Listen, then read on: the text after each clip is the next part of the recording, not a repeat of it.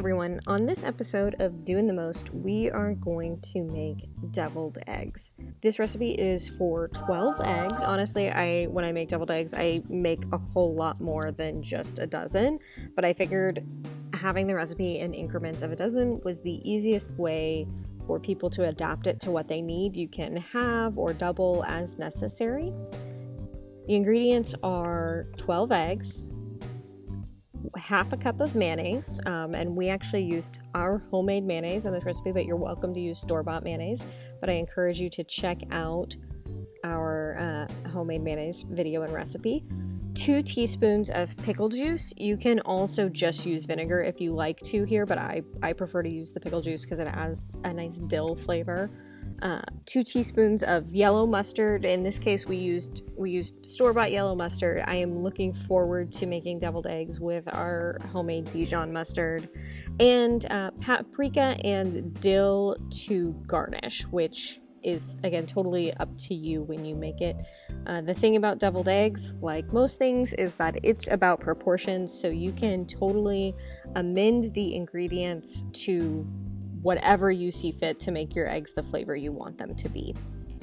We have a unique process for boiling eggs. So instead of just throwing the eggs into a whole pot of water and bringing them to a boil and letting them boil for 10 minutes and then struggling to peel them, we actually found on America's Test Kitchen this unique way to boil them so that they're super easy to peel. And when you're making a lot of deviled eggs, having them be easy to peel is really important to the process. How it works is that the proteins of the egg white, which start out in tight little coils, slowly uncoil themselves and they bond with each other. And while this happens, the egg will actually shrink a little bit. The egg white will shrink, and so it'll separate from the shell on its own, and it makes it easier to peel. So the process is bring an inch of water to a rolling boil over high heat and place the eggs either in the steamer basket or in the water directly.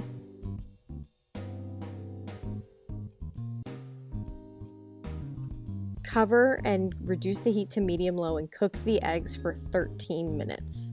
When they are finished cooking, combine 2 cups of ice cubes and 2 cups of cold water in a medium bowl. Basically, just make an ice bath with ice and water and let the eggs sit in the ice bath for 15 minutes. And then they should be super easy to peel. The rules still apply that we used brown eggs, obviously. White eggs are going to be easier to peel than brown eggs because the shells are thinner, and older eggs are still easier to peel than newer eggs. These still peeled pretty easily. Some were easier than others. And like I said before, typically when I make deviled eggs, I make 2 or 3 dozen, sometimes as many as 4 dozen, and expect to lose some along the way. That's just part of how it works, is that some of the whites crack, and so you have a little bit extra filling compared to your whites.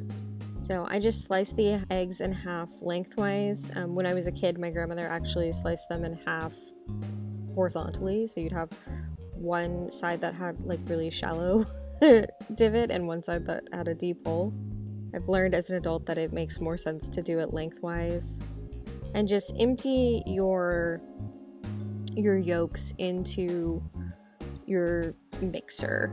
I like to use the KitchenAid mixer to really whip up my filling, but you can do this by hand or really with any mixing implement. I think I've done it in the food processor before too.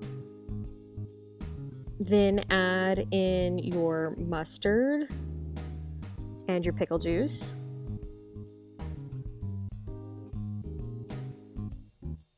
I know people who use ground mustard instead of liquid mustard. I prefer the liquid mustard.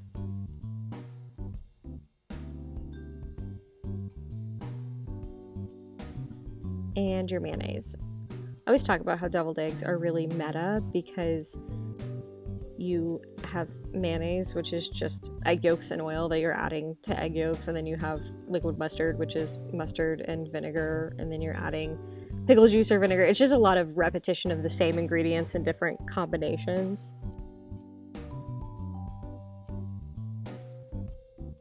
So I use the stand mixer until all of the ingredients are combined pretty thoroughly. I like relatively smooth, but some people like it chunky or end up with chunky ones, maybe not on purpose.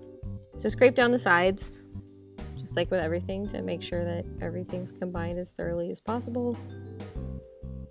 Mix it up until it's as smooth as possible. In America's Test Kitchen, they actually recommend pushing your egg yolks through mesh to make them as smooth as possible. I think that's excessive.